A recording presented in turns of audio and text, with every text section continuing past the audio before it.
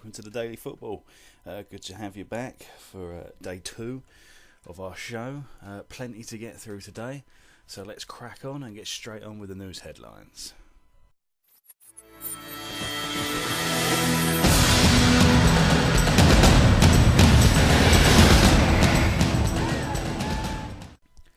Okay, Luis Suarez faces a lengthy ban for biting Chiellini if he's found guilty. Obviously, Luis Suarez has got previous after being banned for biting at Ajax and Liverpool, and it's being investigated at the moment. We'll be talking more about that later on. Roy Hodgson says that England's players have a bright future with a new crop of young players after the 0-0 draw against Costa Rica. The dead rubber, as it was, didn't really mean anything to anybody, but Roy seems to think that we've got a very, very bright future ahead of us. 2 World Cup bosses are stepping down after the teams were knocked out of the World Cup. Prandelli of Italy and Lamucci of Ivory Coast have both said they will resign their post.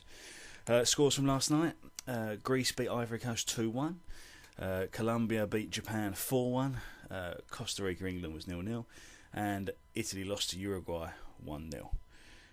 And also Hibernian have appointed Alan Stubbs as their new manager after sacking Terry Butcher after they got relegated from the SFA.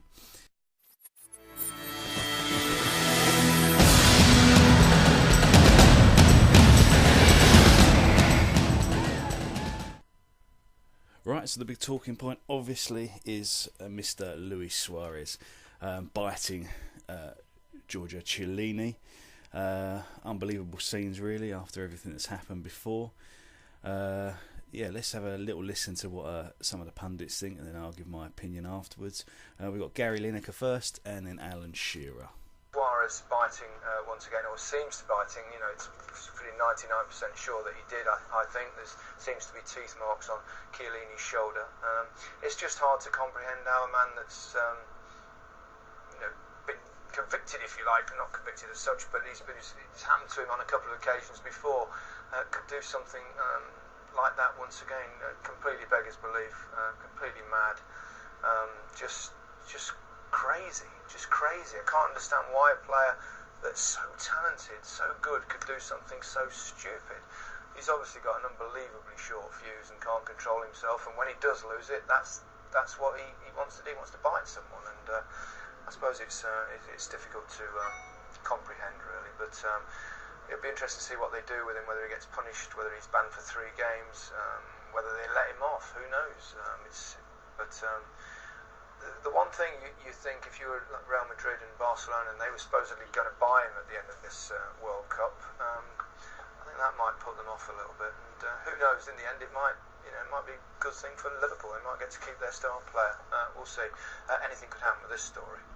I just could not believe it when we seen the pictures. The pictures are pretty damning, and if found guilty, they should absolutely hammer him. They really should, because he's built up his reputation over the last 12 months because of something very, very similar with Ivanovic. Now, for him to come into this tournament and do that, I just find it. I'm lost for words, honestly. It really is staggering. Found guilty at Ajax, found guilty at Liverpool, and if found guilty here, then he should be hammered. He really should. Pretty damning stuff there, then. I think I can't disagree with anything either of them are saying there.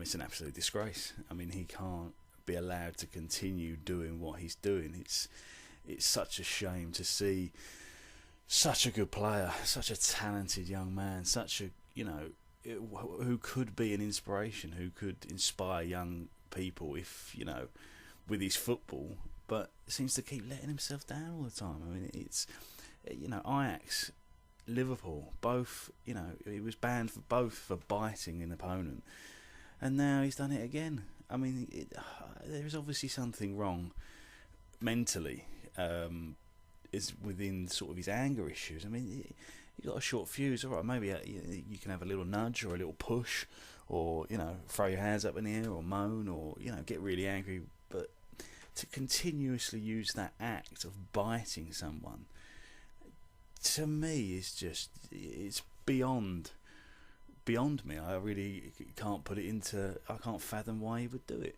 I mean, there has to be a problem when you have to think to yourself before a game. I must not bite someone.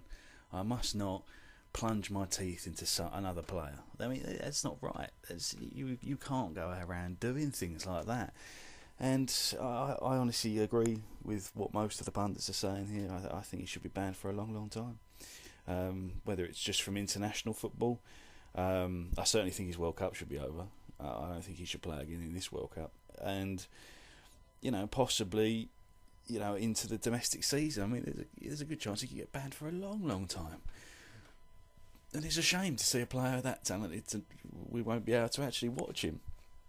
And it's sort of beyond my comprehension. Like I say, I can't make out why he's done it. I'm interested to hear a real honest sort of interview from Suarez, or just a medical evaluation of the man to see what exactly is wrong.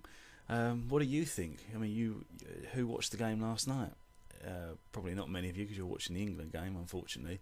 But have you seen it? Have you seen the highlights of it?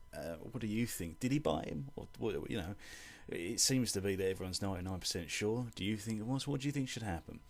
Do you think he should be banned for life? There's a couple of people that I know, a couple of fans who have said that they've defended him in the past, but no more. That's it. Wash your hands of him. I don't care if he stays or goes. Like Gary Lineker said there, I mean, it might well put off other teams from sort of coming in and wanting to buy Suarez this summer.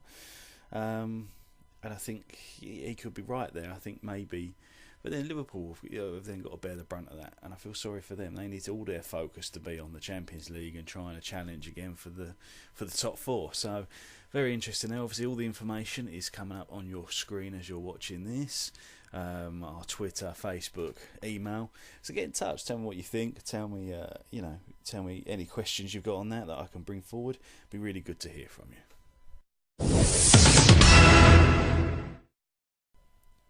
So our final game was over there for England, 0-0 with Costa Rica, finishing with 1 point and bottom of the group. Pretty poor display all round, really. The game itself wasn't particularly exciting, was it, really? I think we played average. I think we lacked the sort of killer ball. But let's have a little listen to what the manager and I think it's Frank Lampard and Jack Wilshere have to say after the match. I saw a performance that we dominated, a game that we dominated. I saw a lot of goal chances created. I saw 9 players who never played in the World Cup before, so a bit disappointed that that's the general judgment. Still, that final ball, a disappointment though. Some of those younger players in the first half looked a little bit off pace. It looked a little bit like the disappointment had crippled them. No, I don't agree with that at all. I mean, I can't argue that we missed some passes in the final third. I can't argue we missed some goal chances. But I didn't see players who were off the pace. In fact, quite the opposite. I saw a very spirited performance from a team that had nothing to play for, but didn't give that impression during the 90 minutes. I think we did ourselves a bit of justice. I think we played some good stuff at times, and we got our heads around it, and we tried as best we could. On another day, maybe a bit more edge to our game, we go and win the game. I mean, it's tough. After preparing so well for a tournament, the first 2 games you're out and then try and lift yourself. It is tough, I'm not going to lie, but I think we've done that well today. The players who played today haven't played, so there was another incentive for us to try and prove to the manager that we're good enough and we want to be around at this level. But I think we've done well. Okay, well that's the reactions there. I mean, we touched on this yesterday, and I think it's the same thing that sort of applies. It's not been good enough. We know it's not been good enough. The performance yesterday wasn't good enough. There's not been many positives to take out of this World Cup. The only positive things are really that we've got some youth coming through, but again, you would have read all about that and listened to about that. I think we're just trying to it's not an excuse, I don't think, but we're trying to drum that into everybody. We knew the expectations were low, but to come out of that group with 1 point, it's bitterly disappointing for everybody. And I think Roy seems genuinely focused on the next challenge. I think Gerrard will retire. I think Lampard will retire. I think it's probably the right time for them to retire. I think it's time for the newer players to start coming in and really bedding them in over the sort of European qualifiers for the Euros. I think, you know, we've got an easy group, so there's a lot of time there to go through, bed all the new players, and make sure that we're ready this time. And we'll make sure that we're not making it difficult for ourselves. We need to sort of find that killer edge. I think we're all right some of the time, and we have little sustained periods of pressure. But you know, I don't think there's anything to take away from that. I don't think there's anything that we can really use from that World Cup apart from the youth sort of side of things. It's interesting. I was reading the paper yesterday. There was a couple of articles on there about the lack of passion, about the lack of fight, about the lack of wanting to win, and looking at some of the other teams and how the spirit is better there. And you do look at it and go, there isn't that sort of fiery edge. There isn't that kind of absolute will to win at any cost. I think maybe that's lacking. Maybe that's something they need to look into. Really firing the players up, getting them ready for it. I mean, you shouldn't really need firing up for a World Cup, but obviously we seem to sort of lack that kind of spirit. So maybe that's something else to look at. But overall, I'm sure they'll be on their way home now, or already home, and looking forward to getting a few weeks rest before the Premier League gets underway again. But now we can sort of look forward to the rest of the World Cup, and see where we go from there. There's got a lot of exciting games, a lot of interesting things to look forward to. Let's just go through today's fixtures. Or not today's fixtures, sorry, hold on. Yes, today's fixtures, sorry. My computer's being annoying. Right, today's fixtures: Ecuador versus France, Honduras versus Switzerland, we've got Bosnia versus Iran, and Nigeria versus Argentina. Let's look at those and make some predictions. France are going to smash Ecuador. I think that's going to be 4-0. Switzerland will beat Honduras 2-0. Iran, Bosnia, that's going to be 1-0. And I think Argentina will beat Nigeria 3-1. Messi will score at least 2. It's his birthday yesterday. It will be all full of low calorie, high carbohydrate cake, and I'm sure he'll be really ready to score some goals. Just also looking down at the fixture list, it's going to be some quite interesting in the sort of when we hit the knockout stages. We've got Brazil, Chile, Colombia, Uruguay, all South American there. You've got Netherlands versus Mexico and Costa Rica, Greece. So there's a lovely little sort of balance in there. It's looking really interesting coming into sort of second round knockout stages. Quite looking forward to that, to be honest. I think it's going to be it's been a great World Cup so far. And hopefully more of the same. Okay, today's gossip columns in. Let's have a little look down here. Just looking at obviously the Italian job, not the film, but the actual international job. Looks like Roberto Mancini is the front runner for that one. Roberto Martinez, more sort of on the Suarez issue. Martinez has said Suarez is a wonderful footballer but needs help. So that's an interesting one. Let's have a look at the actual goal. And Herrera, 24 years old, has passed the medical ahead of his £28.7 million move to Bilbao. Paris Saint-Germain want Yaya Toure. Manchester United will not pay the £40 million for Luke Shaw, which is hardly a surprise. Swansea are looking at Gomes has been released from Lyon, so he's a free transfer. Atletico Madrid want Negredo, who had a fantastic flying start to the season last season for City, but apparently he's not very happy in Manchester.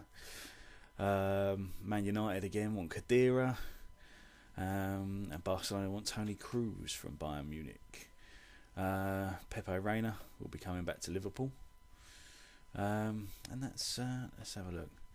Oh, and the last little bit here, which I thought was quite interesting. Football kit company Puma are putting pressure on Arsenal to sign Balotelli so he can feature in the launch of their new shirt. So there you go. It's not about the player. It's about how many shirts can we possibly sell with Balotelli on the back. So there you go. There's your gossip for today.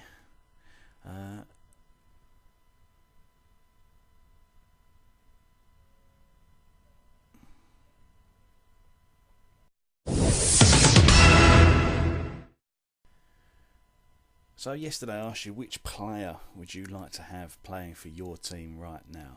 I'm not going to do that today. I'm going to leave that running for the rest of the week. And also the female bosses article that I did yesterday. I want to leave that running throughout the week, and we'll do some reaction on Friday or Monday as to what that is. So yeah, just let me know. Let me know what you're thinking about that. Women bosses, what's the problem there? Why is there not more women in football? And also, who would you want on your team? You've got unlimited funds right now, and you're a Swansea fan, a Newcastle fan. You know, who would you buy? One player. Obviously, you've got Messi, Ronaldo, all those sort of players. But is there a position or someone you would go, God, you know what, we need a really good centre-back. We need a really good left winger. And we'll buy the best one we possibly can. I'm really interested to hear what you've got to say about that. So just let me know. Obviously, the information is on your screens throughout the show. So just get in touch. Let me know what you think. And let me know who you're after. Let me know who you'd have with an unlimited war chest of money. Okay, well that's about all we've got time for today, I'm afraid. I've just got one last little bit of reaction come through.